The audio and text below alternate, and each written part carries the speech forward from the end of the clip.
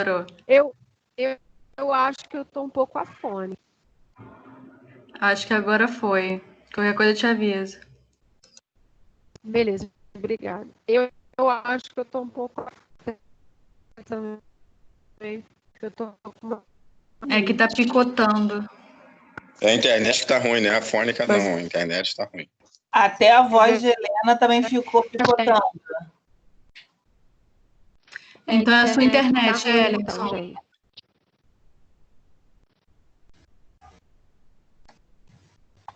Não é a Bia, não, que tá todo mundo reclamando.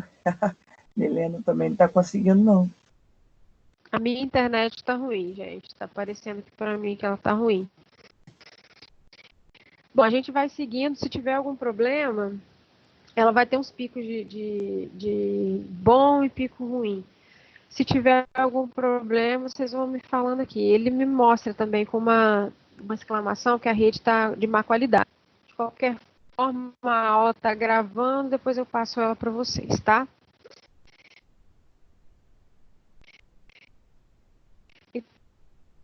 Então, depois da montagem dos campos operatórios, antes da asepsia, a gente anestesiou o paciente, lembrando que o planejamento da cirurgia é importante, tá?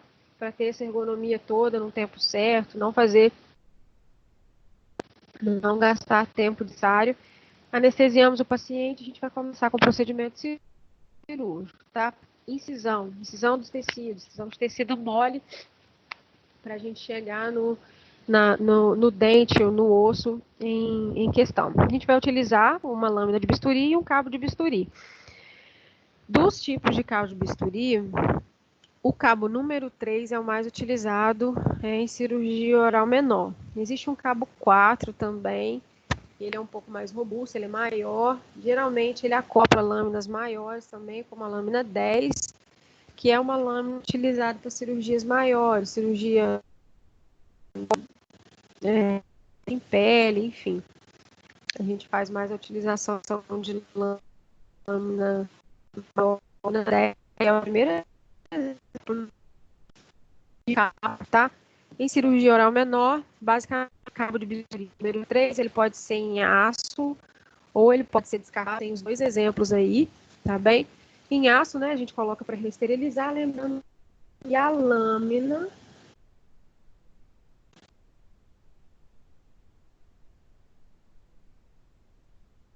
não, né? E acopla a lâmina nele, acabou a cirurgia, removo partes, que é o lixo específico para lixo hospitalar, lixo contaminado. As lâminas de bisturi tem exemplo 15, mais utilizada em cirurgia oral menor é a lâmina 15, no exemplo aí da imagem é a última lâmina. Em cirurgia periodontal existe uma 15C também que é utilizada, ela é um pouco mais delicada, ela tem o formato igual ao da lâmina 15, porém ela é menor, tá? A lâmina pontativa dela é menor que a lâmina 15. Então, para incisão dos tecidos, a gente vai usar cabo de bisturi, mais indicado para a gente, o cabo número 3, e lâminas de bisturi. A mais utilizada aí, em cirurgia oral menor, lâmina número 15. Problema de internet mesmo, gente. Vamos seguindo a aula aí, depois eu passo a aula para vocês. Acabou a incisão, terminamos de fazer a incisão. Lembrando que muitas das exodontias, principalmente quando eu vou fazer a extração de um dente que está normalmente implantado, ele tem coroa normal, geralmente eu posso pular essa parte da incisão e já iniciar ali o descolamento, tá? Por quê?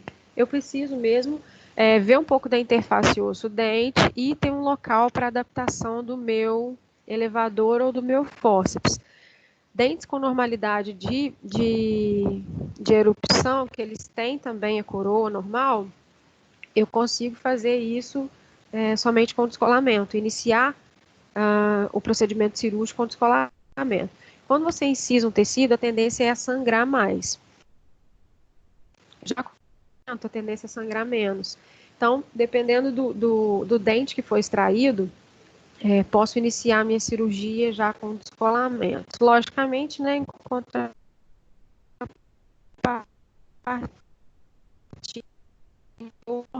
vocês vão ver muita indicação de dente aí para correção de apinhamento, né, tratamento ortodôntico. O paciente vem para você com o dente normalmente implantado, mas tem a necessidade de extração para correção do apinhamento dentário.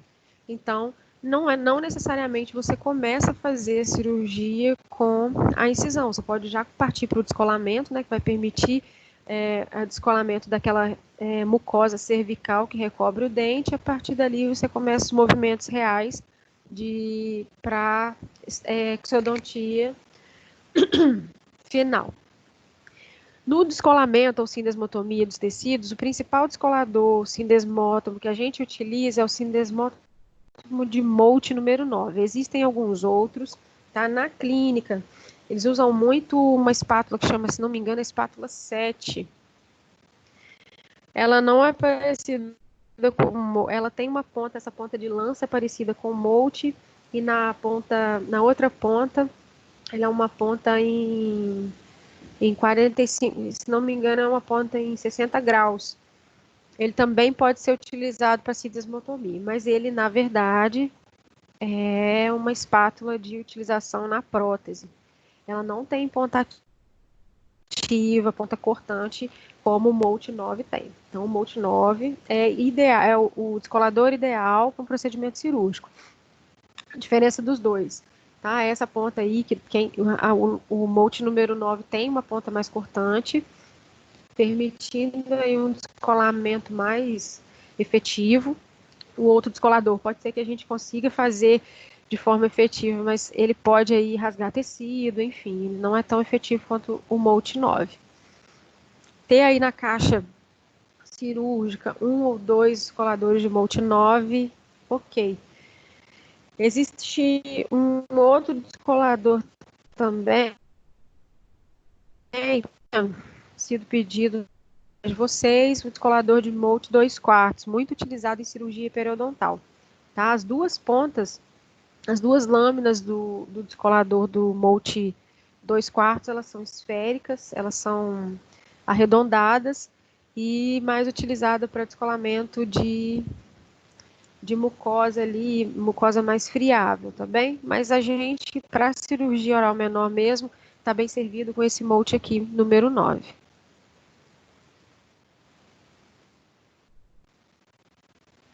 Gente, só um pouquinho de paciência aqui que tá difícil passar o slide.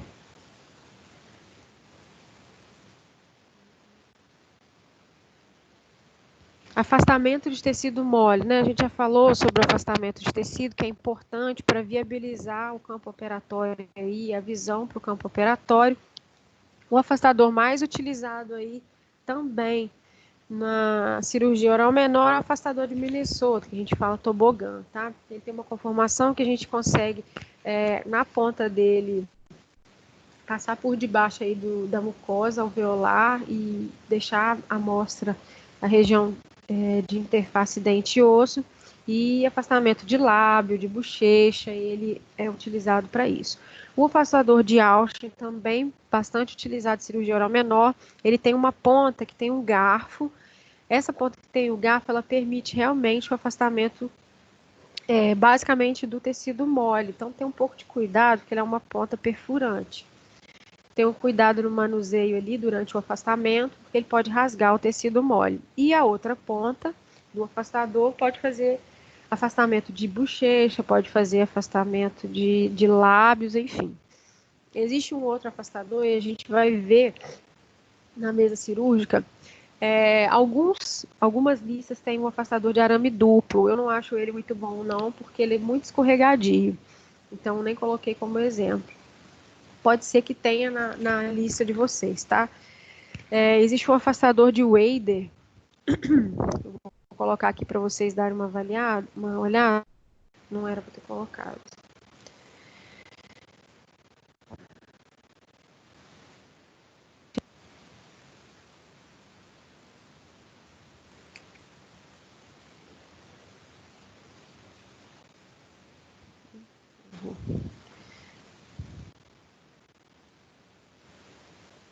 Tá. Nessa bandeja, o primeiro instrumental à esquerda aí de Oi, tia. vocês. Falaram Oi. que o slide tá na ordem errada para todo mundo.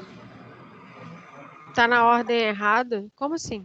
Qual slide que você tá? Eu tô no 15 para mostrar para vocês. O Eu tô meu no tá no 15 que eu princípio quero. de ortodontia. É isso? Não, eu tô no slide 15. O meu tá no Ah. 16. Aqui tá no 16. O meu também. O meu princípio de exodontia simples também, escrito. Rodrigo e Rafael, que ela Olha comprou uma só, na casa pela a caixa gente está no slide de uma bandeja. A gente está no slide. Ô, Luciano, apaga aí para mim, por favor, Oi. o escrito bandeja ideal de instrumentais para exodontia. Tá todo mundo no slide comigo? Agora tá no 14. Instrumentais para exerese. Não sei se eu falei direito. Não, tô...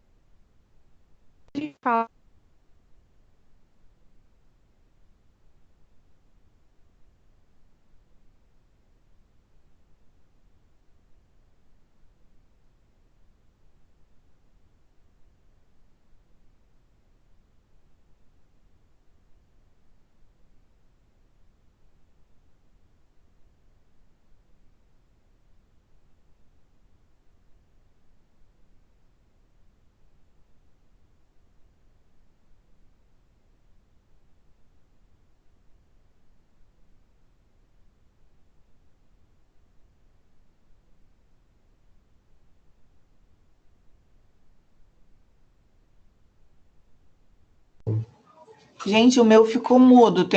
É isso mesmo? O meu também ficou. Caramba!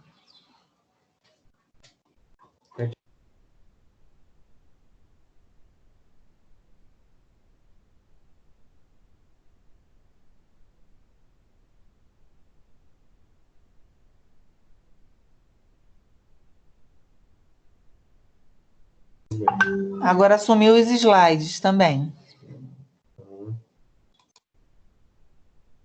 Eita, também.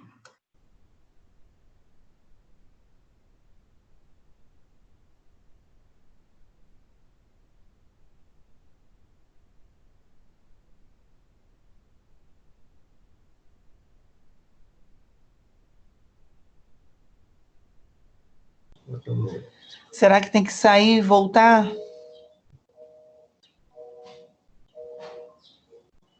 Vou perguntar para ela aqui, Lu. Porque eu não sei se a internet dela caiu ou não.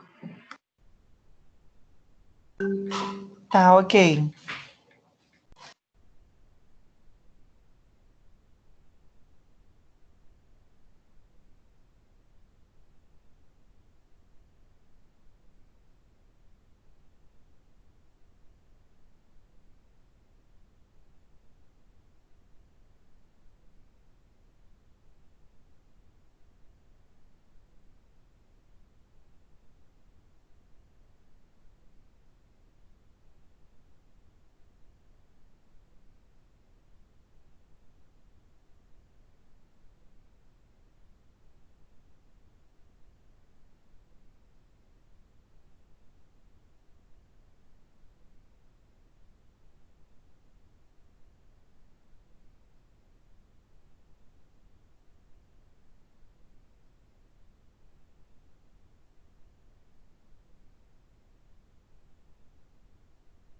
Ela pediu para aguardar que ela já tá voltando.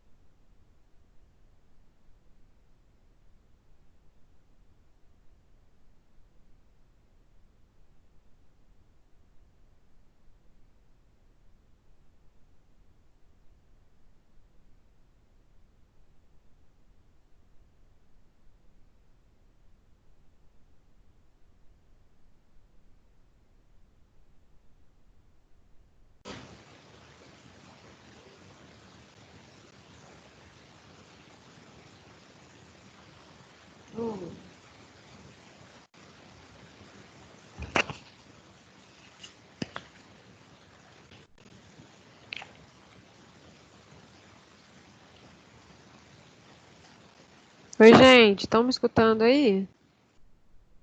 Estou. Desculpa, tá? O zelador aqui do hotel, ele teve que reiniciar lá o modem, por isso que demorou.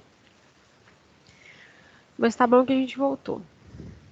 Só vou colocar aqui a aula.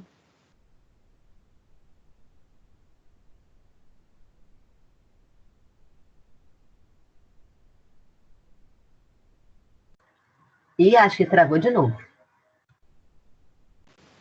Pô, seu Ivo.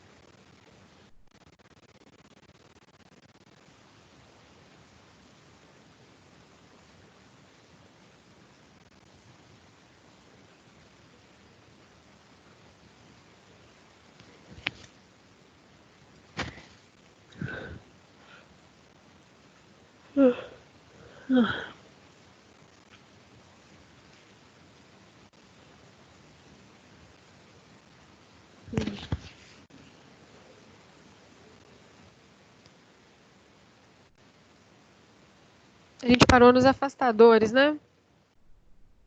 Tava falando sobre o afastador de Wader, que a gente vai ver mais lá na frente. Isso. Na bandeja montada. Gente, desculpa aí, vamos voltar, tá? Preensão de tecidos. A gente precisa de fazer manipulação de tecido mole, né? Mucosa e músculo também. Essas pinças são utilizadas para preensão de tecidos. A principal delas aí, pinça de Addison, tá? Ela pode ser reta ou com o dentezinho de rato. Quando ela tem o dente de rato, ela é chamada Addison dente de rato. Quando ela é reta, ela é chamada somente pinça de Addison, tá? Tá aí 2 exemplos das pinças de Addison. Existe a pinça também, que não é para preensão de tecido, mas é pinça de algodão, que acaba que a gente pode utilizar também, pode utilizar uma pinça de algodão também para fazer a asepsia do paciente. Eu não tenho sobrando uma pinça de asepsia, eu posso utilizar gás ali, embebida no álcool ou na clorexidina para fazer a asepsia extraoral do paciente. Posso usar essa pinça de algodão também. Ela pode ser reta, pode ser curva. Pinça de Dietrich, ela tem uma conformação um comprimento maior, tá? A ponta ativa dela, lâmina de comprimento maior.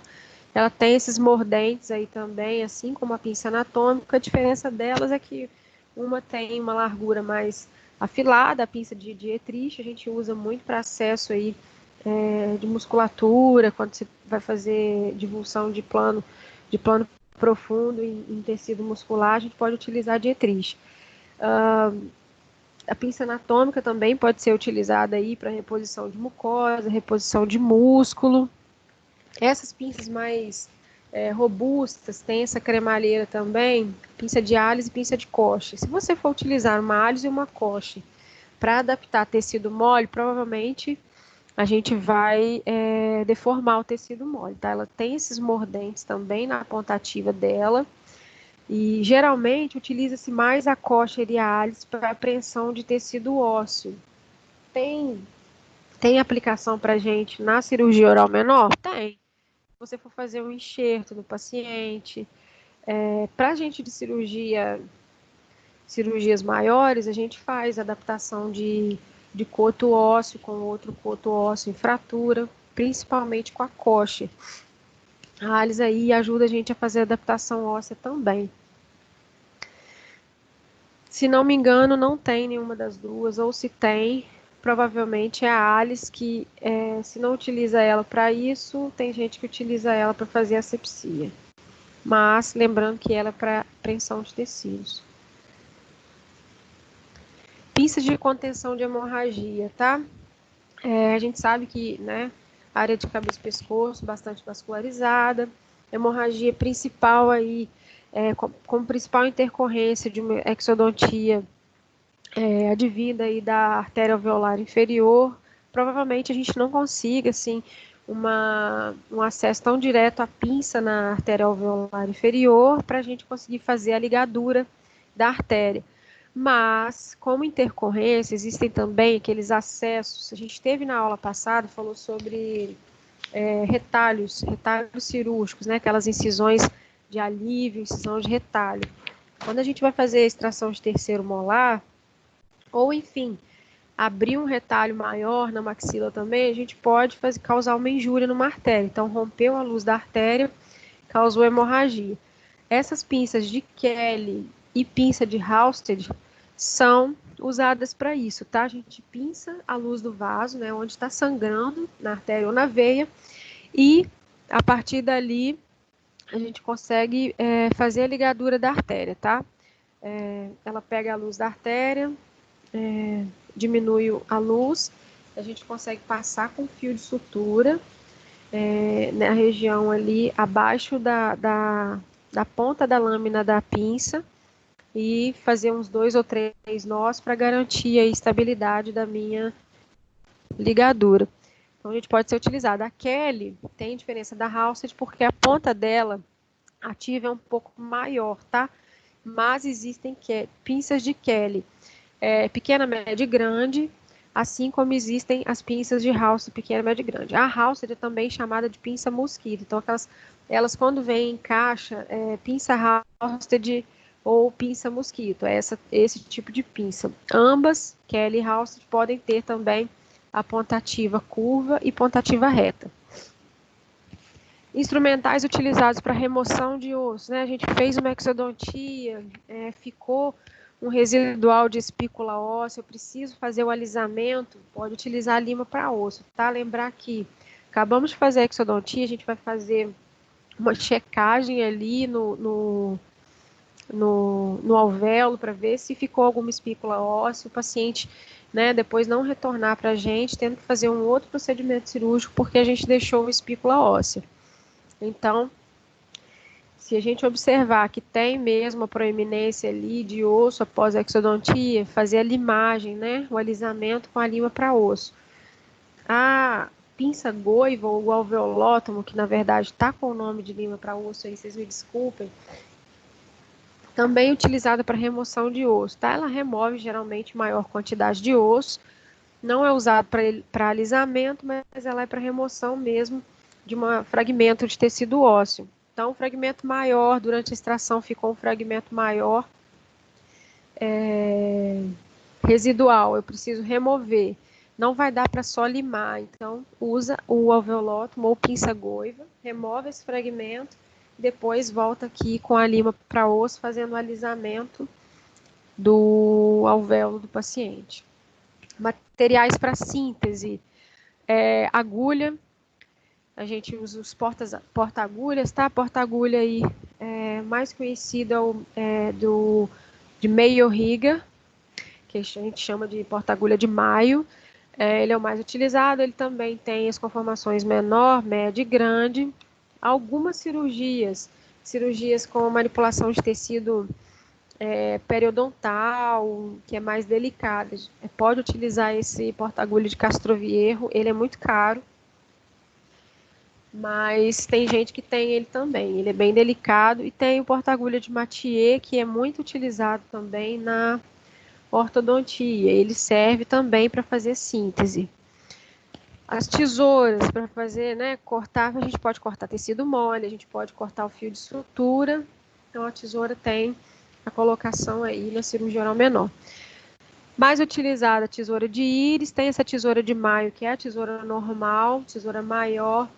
Ela não tem a ponta tão fina quanto a de íris, mas ela tem a ponta fina. Diferentemente das outras duas, a tesoura de Metzenbaum, que ela tem a ponta romba. A tesoura de Metzenbaum é muito utilizada para fazer divulsão de tecido, né, garantindo que durante a divulsão a gente não perfure uma artéria ou uma veia que a gente está tentando sair delas na divulsão de tecido.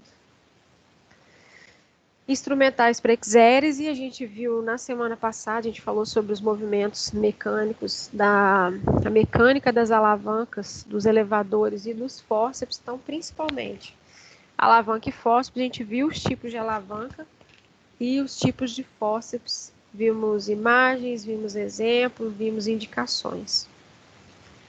Essa imagem que eu queria mostrar para vocês é uma bandeja ideal de instrumentação. Então, a gente vem aí de esquerda para a direita, utilizando todo o material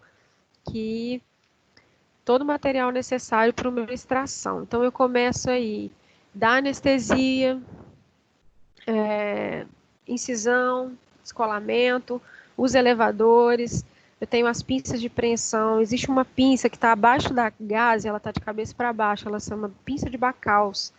Ela é utilizada para preensão de tecido, de campo operatório, tá? Ela não é usada na cirurgia em si.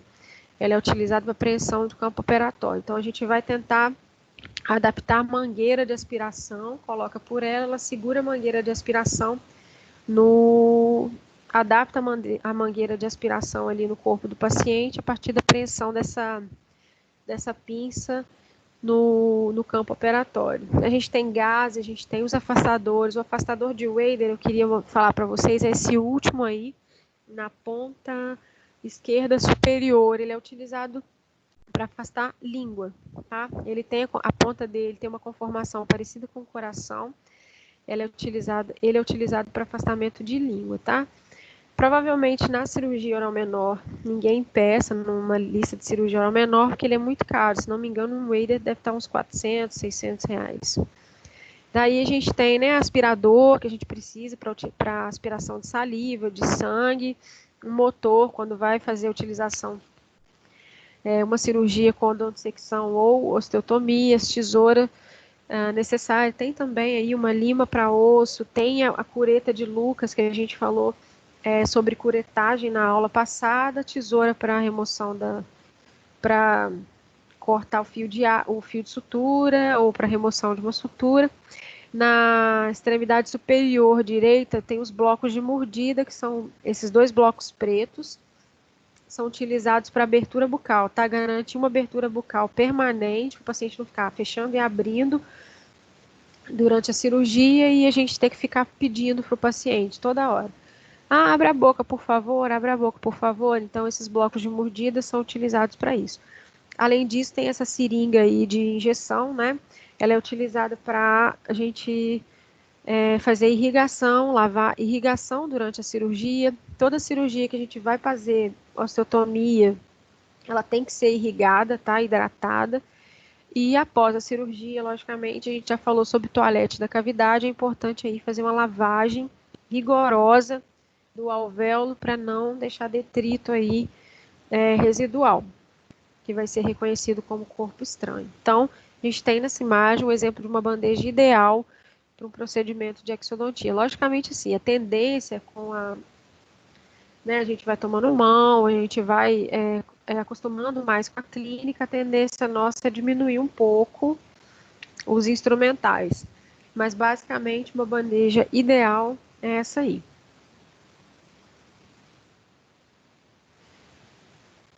Vamos passar passando. Então, a gente vai falar agora sobre o princípio de exodontia simples, lembrando que a anestesia local é importante, viabiliza eliminação de dor nociceptiva, sensibiliza tecidos dentários e peridentários.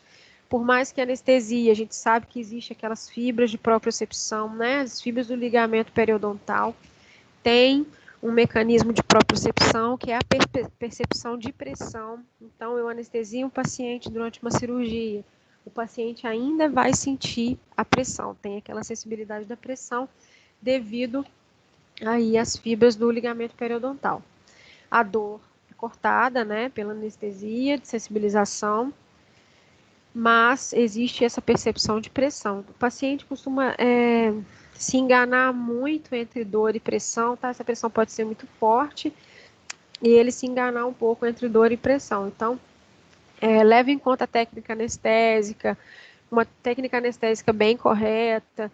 Eu tentei de novo, o paciente ainda está queixando de dor, sugere a ele, né, a possibilidade de ser uma percepção de pressão, orienta ele que existe essa possibilidade, às vezes consegue chegar num denominador comum e realmente ele está sentindo a pressão e você consegue continuar a sua cirurgia. Caso contrário, ele vai ficar reclamando de dor, dor, dor e dor para sempre.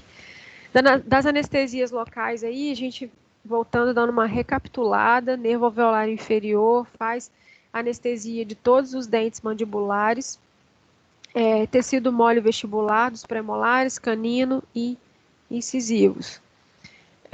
Nervo lingual, não faz anestesia de dente, só tecido mole de região lingual.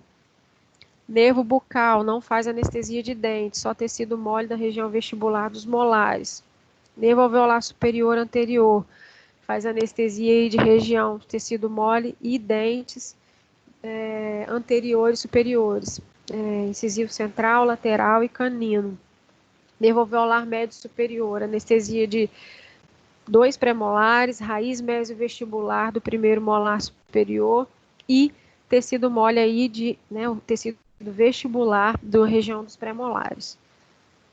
Nervo alveolar superior posterior, anestesia das raízes dentárias de primeiro molar, segundo e terceiro molar, lembrando da particularidade aí da raiz mesovestibular do primeiro molar superior, que é sensibilizada pelo nervo alveolar superior médio.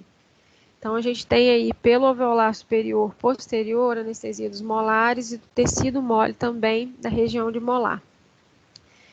Nervo palatino maior faz a anestesia da região do palato posterior, né?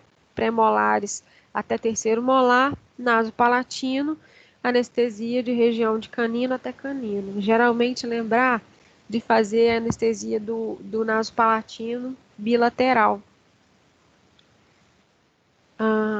Controle de ansiedade, a gente falou também sobre controle de ansiedade, tá? Utilização de fármacos, é muito comum a gente fazer a sedação medicamentosa, a gente pode utilizar os ansiolíticos, benzodiazepínicos para fazer a sedação medicamentosa de um paciente, né? Garantir aí um procedimento sem intercorrência em pacientes que têm essa síndrome nervosa, síndrome do jaleco branco, que isso inviabiliza muito o tratamento odontológico, né?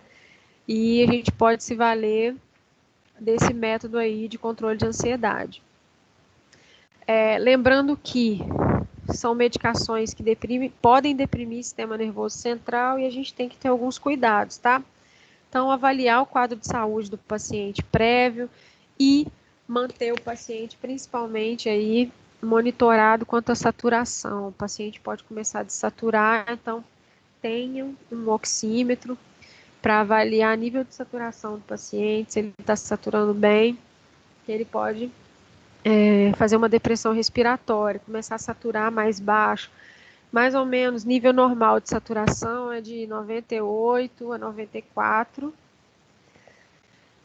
Se baixar muito desse nível, pode ser que o paciente esteja entrando em depressão respiratória. Então, chamar um serviço de emergência para ajuda. Sedação com óxido nitroso. Lembrar que o óxido nitroso é uma medicação que também vai fazer sua atuação no sistema nervoso central, porém, para a utilização do óxido nitroso é necessário a gente se capacitar, tem que ter um processo de capacitação, porque ele tem a medida, tá? O óxido nitroso ele tem medidas diferentes para criança, para adulto, para idoso.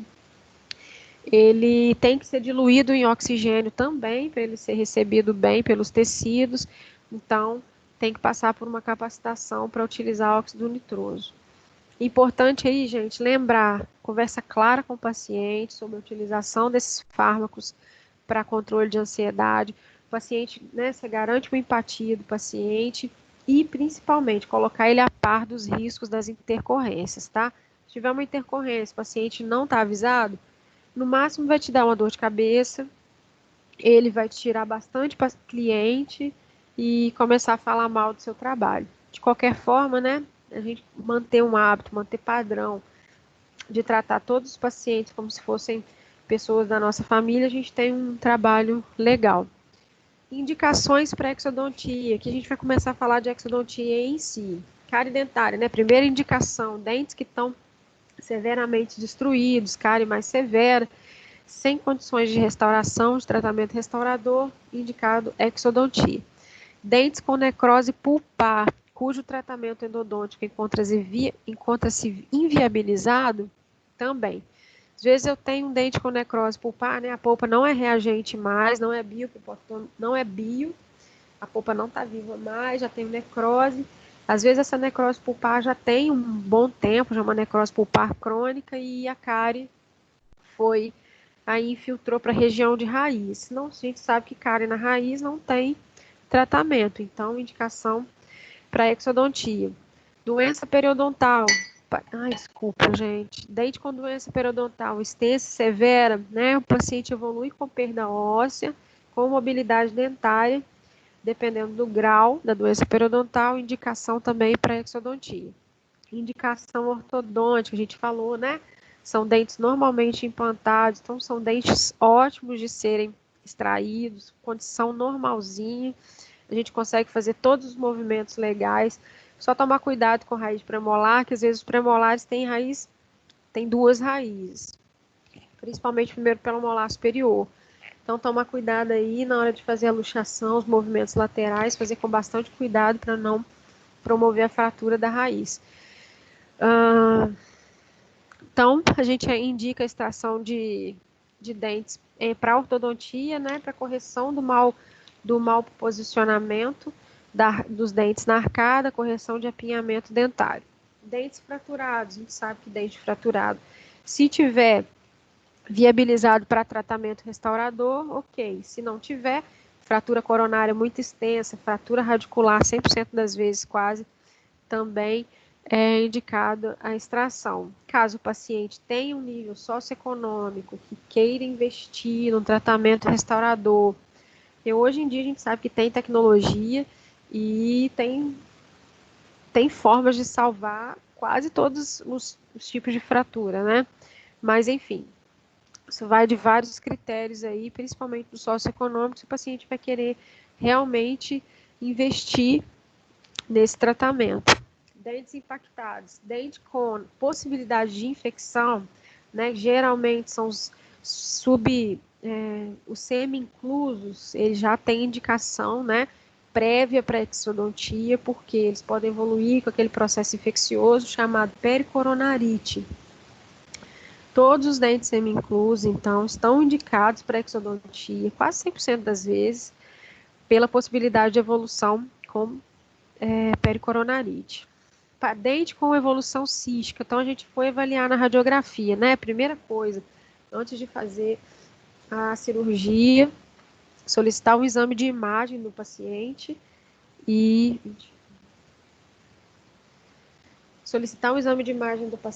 fazer o planejamento da cirurgia correta, para eu chegar lá na hora da cirurgia e não ter nenhuma novidade. Eu vou avaliar, né, a condição de coroa, eu vou avaliar como é que está essa coroa. A gente sabe que muitos terceiros molares podem ter alguma lesão cística ali correlacionada ou lesão tumoral, que vai dar o diagnóstico para a gente. Às vezes a gente consegue ver radiograficamente, eu tenho uma ideia do que seja, mas o diagnóstico final é anatomopatológico. Então, durante essa cirurgia, e para remover o dente impactado ou semi-impactado, que tem alguma lesão associada, vai fazer a extração, vai fazer a remoção dessa lesão, que é super importante, não deixar, tá? Porque ela recidiva, e recidiva bem, com bastante piorado, e mandar, né, essa cápsula cística ou essa lesão tumoral para análise de laboratório, para análise anatomopatológica. Dentes supranumerários, assim como os dentes impactados, os supranumerários podem estar impactados também, eles têm a possibilidade de evoluírem com infecção, evolução cística e evolução tumoral. Existem alguns supranumerários em palato, muito comum aí para molar supranumerário, que pode cistificar, né? Às vezes tem relação com uma cavidade cística também, ceratocisto, cisto dentígeno.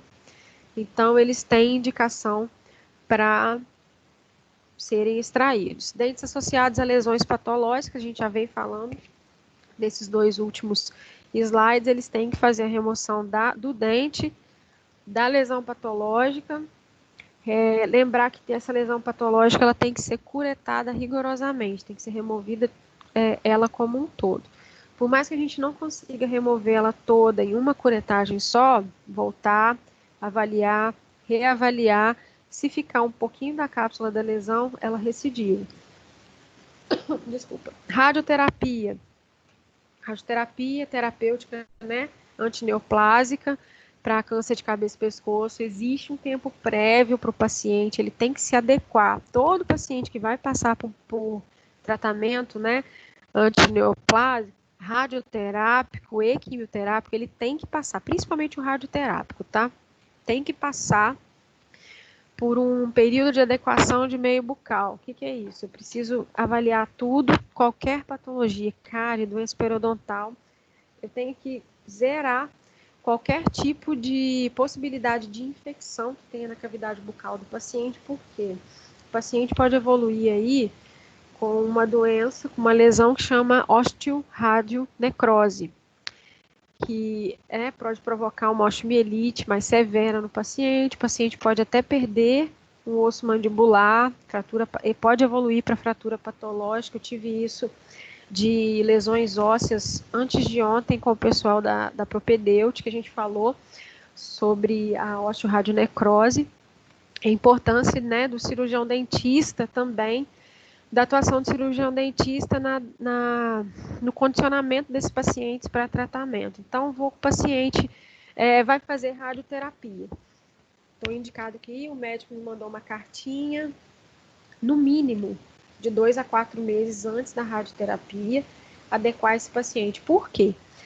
A gente viu na aula passada que tem um tempo mínimo para cicatrização do tecido ósseo. Então, se eu for fazer uma exodontia no paciente que vai passar por radioterapia, eu tenho que esperar no mínimo 2 meses para aquele alvéolo, né, sofrer o processo de cicatrização óssea total.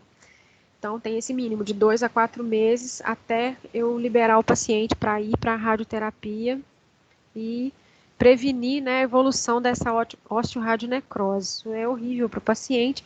Quando é a osteoradionecrose, são lesões muito dolorosas, costuma ser lesões múltiplas, né, associadas à região onde você teve o processo de extração e causou uma injúria desnecessária para o paciente por desconhecimento, né, do quadro sistêmico dele e por descuido também.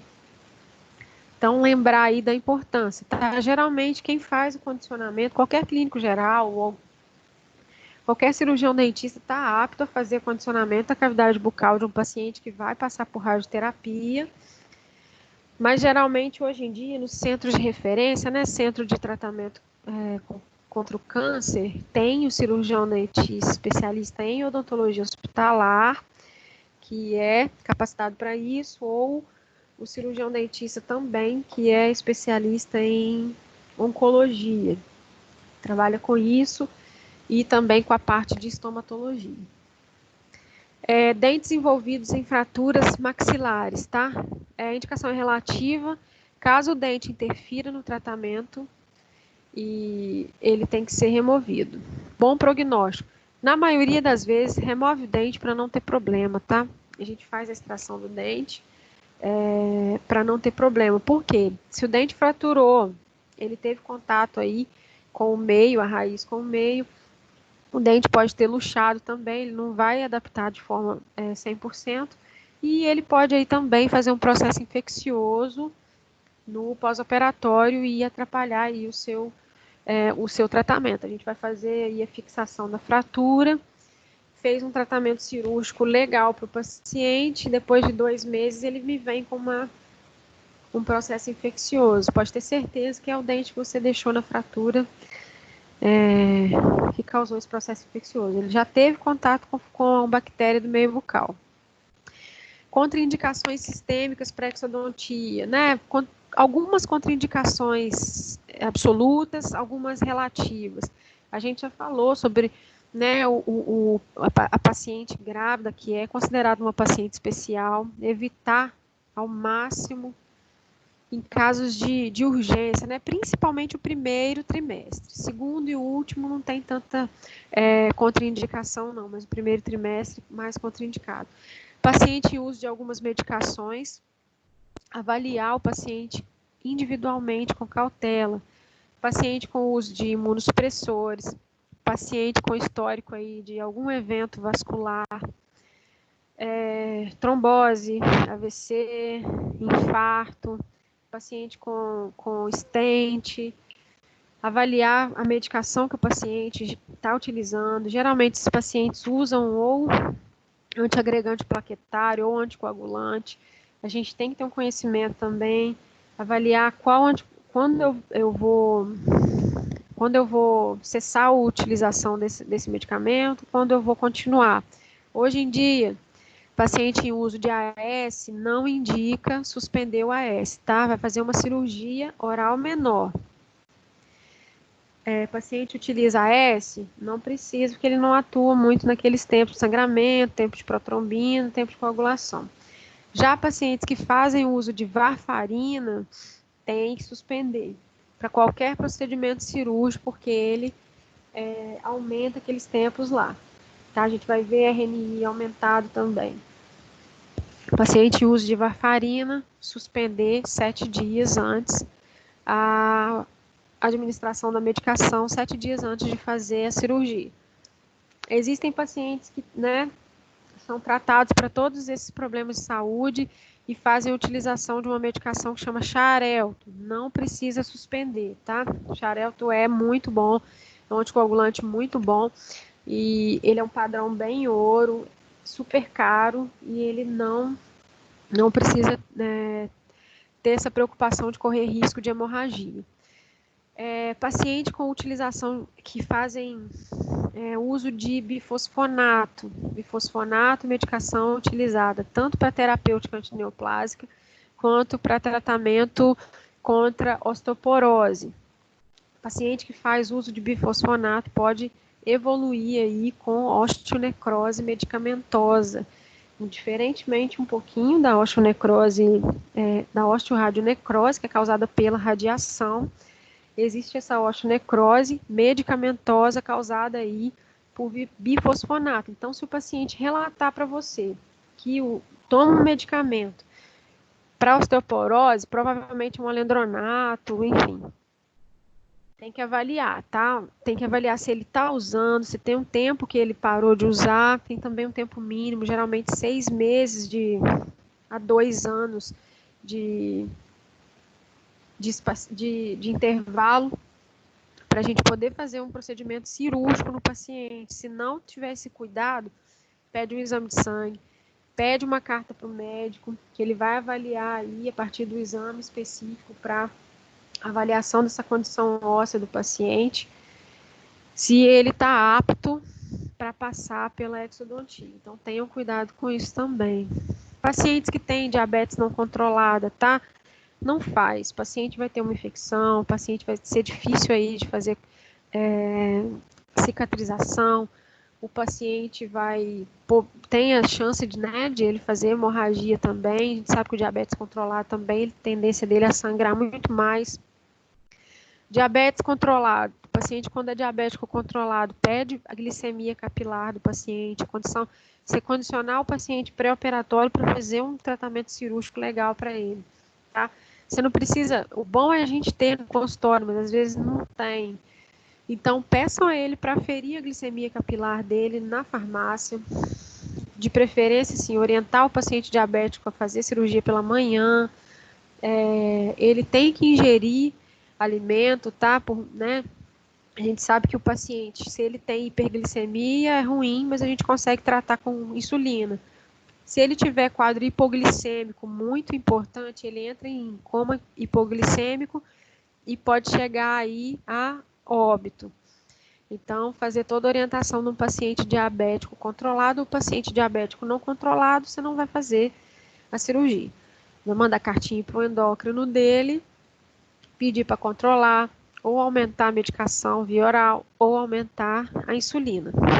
Paciente com falência renal, paciente nefropata, a gente sabe que, né, tem dificuldade aí para passagem de todas as medicações, não consegue fazer a excreção da medicação de forma correta. Se você utilizar aí, por exemplo, um pouquinho de anestésico local, você vai sobrecarregar o rim desse paciente. Então, lembrar da importância também de avaliação de um paciente nefropata. Paciente nefropata que tem cartinha do médico para fazer extração, está liberado.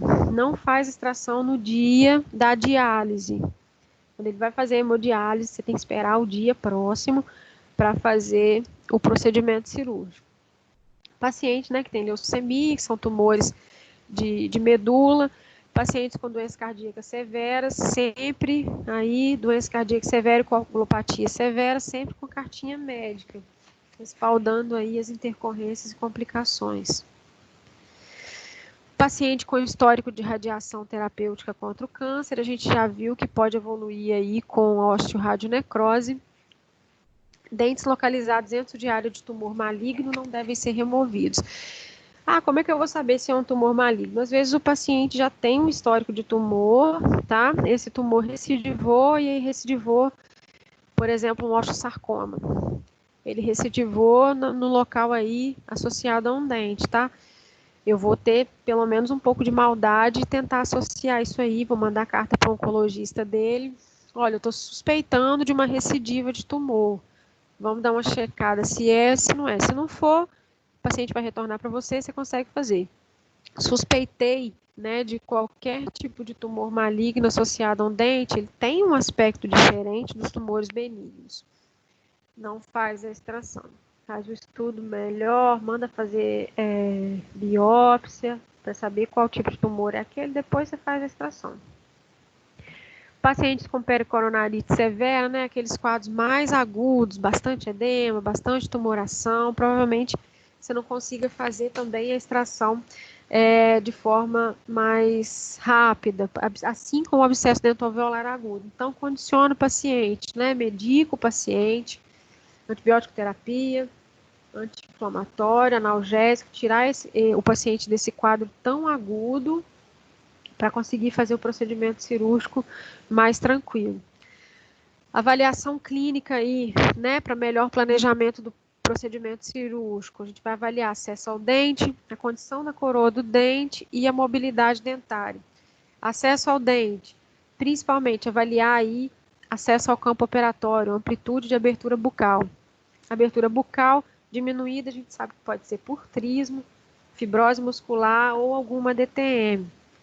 A gente consegue sair aí, né, de todas essas situações, medicando o paciente, fazendo tratamento paliativo, fisioterapia. Localização e posição do dente a ser extraído. Às vezes é um dente ectópico, um dente muito posterior, então o acesso dele é importante para planejamento também. Na avaliação clínica a gente vai fazer, né, vai fazer a avaliação e já vai começar, a partir da avaliação clínica, iniciar o planejamento do seu procedimento cirúrgico. Mobilidade do dente, dentes com muita mobilidade, provavelmente estão associados aí com doença periodontal, são mais fáceis de serem extraídos. Dentes com mobilidade menor que o normal, podem estar associados a essas patologias, anquilose ou hipercementose. Hipercementose, né, o crescimento do cemento, que é aquele tecido superficial da raiz, ele tende a ficar um pouco mais restrito ali para a extração, ele fica bem preso dentro do alvéolo. E anquilose, a gente sabe que não tem, o dente que tem anquilose, ele não tem ligamento periodontal, então o cemento, ele é colado no osso, dificulta também a extração. Geralmente, os dentes que estão associados a anquilose e hipercementose radicular, precisam passar por aquelas exodontias abertas, tá? Osteotomia, odontosecção e osteotomia. Condições da coroa, dentes com lesões cariosas muito extensas, geralmente a coroa está destruída, provavelmente você vai ter que aí se valer também de osteotomia, odontosecção para extrair o dente. Dentes com grandes restaurações de amálgama. Restauração de amálgama, restauração, né, que tende a durar por muitos anos, mas não necessariamente. Eu vou remover aí uma restauração de amálgama, ela está muito extensa, o meu residual de coroa dentária é muito pouco, eu não consigo ali planejar um tratamento restaurador legal para o paciente. Infelizmente, balde para o dente. E a gente já falou sobre os dentes tratados endodonticamente. Exame de imagem importante, é inegavelmente necessário. Não façam, por favor, extração. Eu já cansei de falar isso. Ontem me falaram que uma conhecida estava fazendo extração de dente semi-incluso, de terceiro molar semi-incluso, sem radiografia. Eu acho muita coragem, eu não faço não, tá? Principalmente pelo cuidado com o paciente, isso pode dar problema, pode dar uma merda bem grande. Principalmente a gente sabe, né, que a área de ângulo mandibular é uma área mais friável, se conseguir ele fazer uma força maior ali, você pode fraturar a mandíbula do paciente, então, muito cuidado, né, no planejamento, mínimo que você pode fazer pelo paciente é uma radiografia periapical para fazer a extração dele, tá? E não ter problema, se respaldem também, porque pode ser que você não seja preso, que não percam 20 mil, 30 mil com o processo, mas pode perder aí um tempo, pode ter que pagar advogado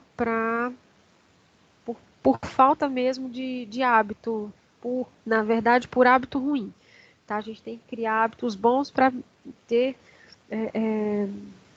direcionar o nosso trabalho da melhor forma possível. Então, radiografia, exame de imagem para operar paciente é mandatório, tá? Não tem essa de não fazer. Se fizer na clínica, chegar na clínica para fazer a extração, um dente tá quebrado, tá super fácil. Cara, esse dente aí vai evoluir para osteotomia, vai te dar problema, tá? A gente tem os exemplos aí de dente que foi para dentro de seio maxilar, não usou radiografias, pode ter um problema com o paciente, enfim. Exame de imagem, então, é importante para a gente avaliar aí essa relação do dente ou da raiz com estruturas vitais, seio maxilar. A gente sabe que os dentes posteriores de maxila, a gente tem contato ali ou estão próximos ao seio maxilar. Avaliar aí essa intimidade do dente com o seio maxilar, forame mentoniano e canal mandibular, que são estruturas nobres da mandíbula. Né, evitar aí que o paciente, algumas das vezes não tem como evitar uma parestesia no paciente, mas se você fizer um planejamento legal, né, e conseguir ver que está um pouquinho perto, você se respalda.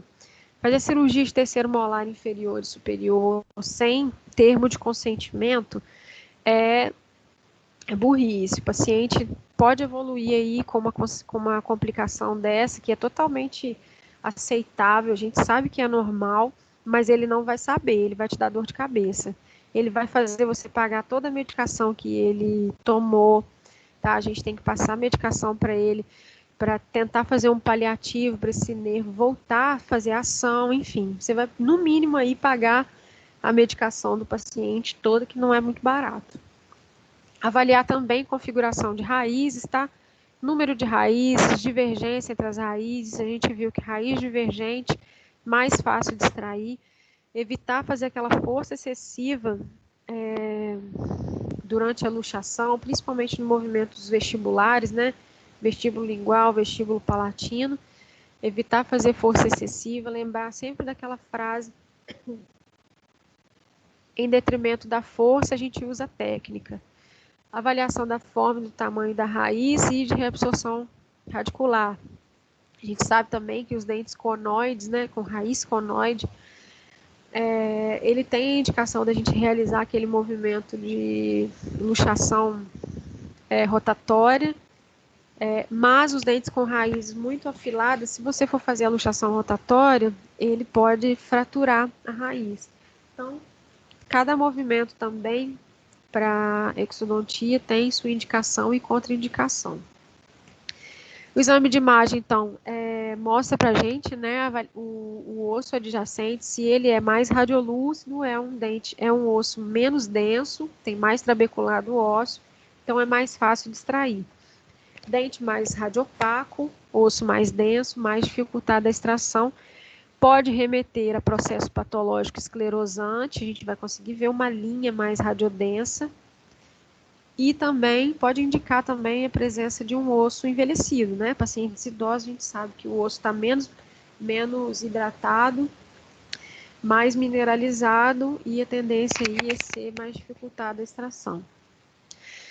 Preparo do cirurgião e do paciente, lembrar de EPI, super importante, tá? A gente se proteger o paciente também, passando aí por esses quadros de coronavírus, a gente está tendo uma noção maior da importância do EPI, cuidados pré-operatórios, a gente falou sobre avaliação de quadro sistêmico do paciente, ter o cuidado de saber qual medicação que o paciente usa, isso é um cuidado pré-operatório. Algumas aulas atrás a gente falou também sobre preparo de profilaxia, lembrar que isso também é um cuidado pré-operatório, tá? Então, o planejamento em si é um cuidado pré-operatório com o paciente. Tratar cada paciente de forma individualizada, levando em conta a sua condição sistêmica. Dos princípios mecânicos dos elevadores, a gente falou na semana passada também, eles têm o princípio mecânico de alavanca, cunha e roda, mostrando, exemplificado aí o movimento de alavanca, né, transmite uma pequena força ali para um pequeno movimento com grande resistência, e a partir desse pequeno movimento com grande resistência, o dente sai do alvéolo a partir do rompimento das fibras de ligamento periodontal. Movimento de cunha para expansão ali do osso, forçando o dente a sair do alvéolo, né? Faz esse movimento de cunha com a introdução da lâmina do elevador ali para a região, bem para dentro da raiz. E o movimento de roda, geralmente utilizado nessa indicação, tá? Você vai fazer a secção de uma raiz, utiliza essa alavanca triangular. A partir desse movimento de roda, a raiz é elevada para fora do alvéolo. Pressão apical, principalmente com fórceps, aí é o primeiro movimento de início para a exodontia, a fórceps, que visa o rompimento das fibras do ligamento periodontal na região apical. Ele força, então, o centro de rotação do dente a ser deslocado para a região apical. Pressão lateral, ou vestíbulo lingual, ou vestíbulo palatino, ou expansão lateral, expansão das cristas ósseas e das corticais ósseas. Evitar força excessiva, pode fraturar raiz, coroa, pode fazer fratura alvéolo dentário, ou pode fazer uma fratura mais grave, né, de uma maxila, uma fratura lá da mandíbula que a gente não quer. Movimento rotacional, lembrar que ele tem indicação também. Raízes cônicas, né? Raízes cônicas mais afiladas, evitar fazer um pouco esse movimento de rotação, porque ela pode fraturar. Promove, então, a expansão externa do alvéolo e evitar em dentes com raízes de diferente conformação. Movimento de tração, extração, expulsão, que é realmente um movimento de exérese do dente, visa remover o dente do alvéolo após ele ter sido expandido. Requisitos básicos para uma boa extração, a gente já vem falando sobre isso, né? Bom acesso, visualização do campo operatório, via desimpedida para remoção do dente, uso de força controlada para luxar e tracionar o dente. Primeira técnica que a gente vai utilizar nessa técnica fechada, né? Tem um dente, aqui a gente tem um exemplo de um dente normalmente implantado, tá? Por exemplo, pode ser que seja um premolar para tratamento ortodôntico. Fazer a extração dele, então tem que fazer a liberação dessa mucosa, tá? Que está aderida na região cervical. Eu posso utilizar, como eu falei lá, tanto lâmina de bisturi como um descolador. Nesse caso específico, eu posso utilizar, por exemplo, diretamente o descolador. Eu tenho o mesmo dente, porém com coroa totalmente destruída. Eu preciso ter acesso à raiz. Eu não vou ter um acesso dessa forma. Vou precisar ir abrir um campo operatório maior. Vou fazer aquelas indicações lá de incisão relaxante.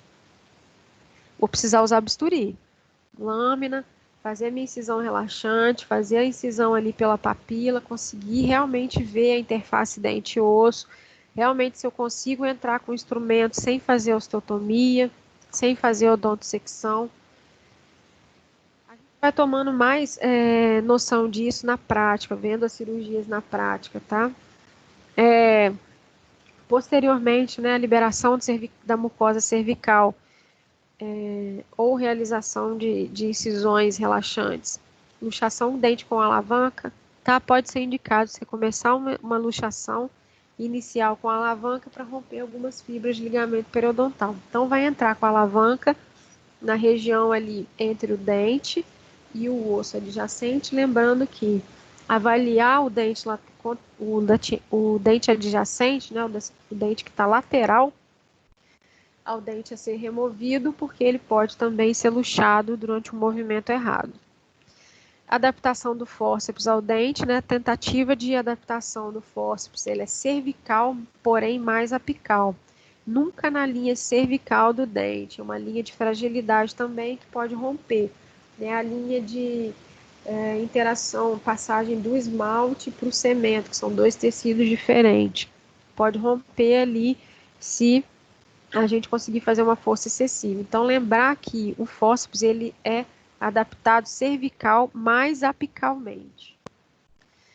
Luxação do dente com fórceps. A gente tem o fórceps, ele é reposicionado, né, apical e cervical, a cada movimento. Lembrar que ele pode mudar, né, a posição dele a cada movimento que a gente realiza. Na maxila e em todos os dentes mandibulares, exceto nos molares, o movimento é para vestibular, tendência de tábua óssea a ser mais fina. Já nos molares mandibulares, tendência da tábua óssea lingual a ser mais fina. Então, o movimento final de luxação vai ser dos molares mandibulares, vai ser para lingual. O restante é tudo para vestibular. Movimento de rotação podem ser utilizados com devida indicação. E a remoção do dente do alvéolo aí, luxação do dente, a fórceps, que são todos aqueles movimentos, né? A mecânica da extração e a remoção em si são duas etapas distintas. A luxação visa o rompimento das fibras do ligamento periodontal e expansão do osso para posteriormente o dente ser removido.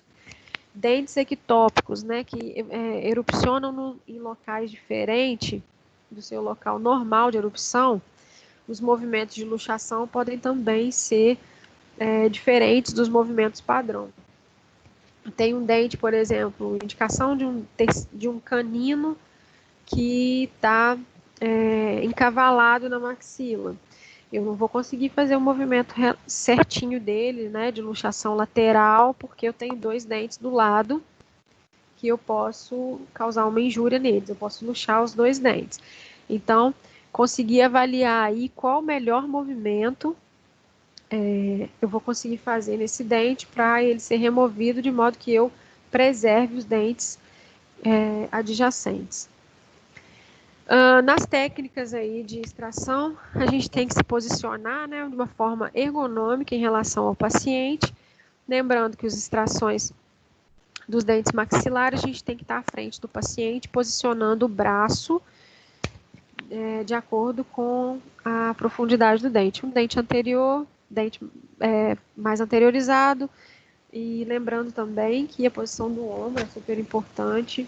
A gente tem que fazer movimento com o braço, tá? Evitar aí a gente movimentar muito o ombro, sempre posicionar o dente paralelamente à nossa linha do cotovelo, e a gente consegue movimento sem sobrecarregar o ombro. Posição correta para a extração de dentes mandibulares, quando são dentes mais anteriores, a gente se posiciona atrás do paciente. Dentes mais posteriores, a gente tem que vir, né, visualizar. A gente lembra daquela regra básica, visualização de campo operatório, então eu tenho que ver o dente para poder extrair, tá bem? E mostra aí as posições corretas. Quando é um dente mandibular anterior, o correto é eu me colocar atrás do paciente para visualizar tanto o lingual quanto a vestibular do dente. Em contrapartida, né, em regiões posteriores, eu tenho que vir para frente do paciente, ou, né, para o lado do paciente, geralmente na lateral do paciente, para visualizar esse dente de forma correta. Galera, o papo da aula de hoje era esse. A gente conversou no início da aula sobre... Tem alguém que tem alguma dúvida? Até eu chegar e falar dessa coisa de trabalho? Ô, Lud, Fala. uma pergunta. Se tem um paciente que tem AIDS, qual medicamento a gente tem que usar? Se ele precisa mesmo de uma extração? Peraí, ele tem o quê? AIDS. Ele tem AIDS? Isso. Aí você está falando de medicação? Qual medicação que você está me pedindo? Não, porque você falou das contraindicações, eu queria saber se caso chegasse um paciente dessa forma, precisando de uma extração, qual medicamento a gente deveria usar? Mas você está falando ele precisa de uma extração por quê? Ele está com processo Não, infeccioso. tipo um exemplo só para caso aconteça, sabe? Para a gente saber. Então, mas aí eu preciso, você não trata, né, um paciente, a gente não trata um paciente com síndrome da imunodeficiência adquirida. Uhum. Por exemplo, se ele chegar para mim com um processo infeccioso, inflamação, né, eu vou medicar ele com antibiótico. Sim. Se eu posso, você está perguntando se pode fazer a utilização de anestésico local? Isso. Pode. O paciente, quando ele é HIV positivo, ele tem que passar por consultas, né, semestrais, ele tem que usar o coquetel direitinho, ver a condição de saúde dele. Uhum. Existem pacientes HIV positivos que eles são praticamente como a gente, tá? Consegue fazer adaptação das células TCD4 legais, então, sim, a gente consegue fazer um tratamento legal. Agora, se ele tiver descompensado, é muito importante a gente saber também, eu não sei se foi na aula com vocês que a gente falou sobre avaliação de células, né? Que quando o paciente está com menos de 300, 350, não faz a extração. Uhum. Não faz procedimento nele. Por quê? Não é por causa de risco de hemorragia, não. É risco de contaminação mesmo, tá? Tá. É por risco de contaminação. Tem um paciente com histórico de HIV positivo, veio no meu consultório para fazer extração. Sem o exame, não faz. Chega com cuidado para ele, falou, olha, a sua condição de saúde não me permite realizar o procedimento agora. Eu vou precisar de uma cartinha do seu médico liberando o procedimento e vou solicitar um exame de sangue aqui. Vai fazer hemograma, coagulograma, pedir tudo normal e pedir a contagem dos linfócitos dele. Uhum. Entendeu? Pede Sim. a contagem. Se você não quiser o contato com o médico, se ele tiver com a contagem dentro do padrão de normalidade, lógico que você vai usar as medidas de biossegurança SUS, pode fazer ok. Caso você não use, né, lembrar que ele está imunologicamente deprimido, que você está fazendo uma injúria.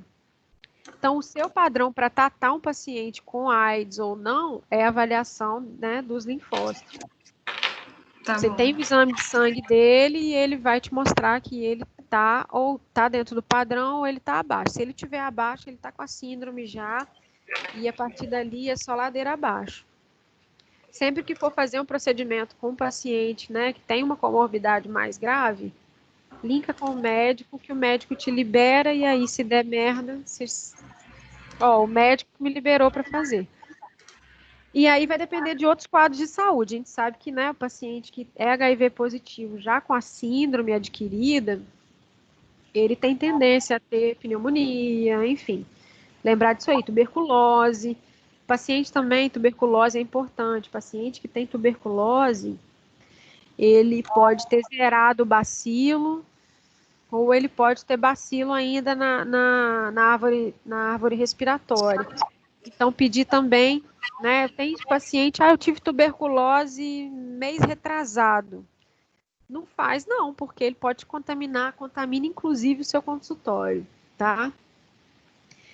Pede também o exame, né? Pelo médico, exame de bacilos, manda a cartinha para o pneumologista dele, ele vai te mandar de volta, o paciente está negativado. Se ele tiver negativado, ok, faz o procedimento. Agora, se ele tiver com bacilo ativo, você está se colocando em risco.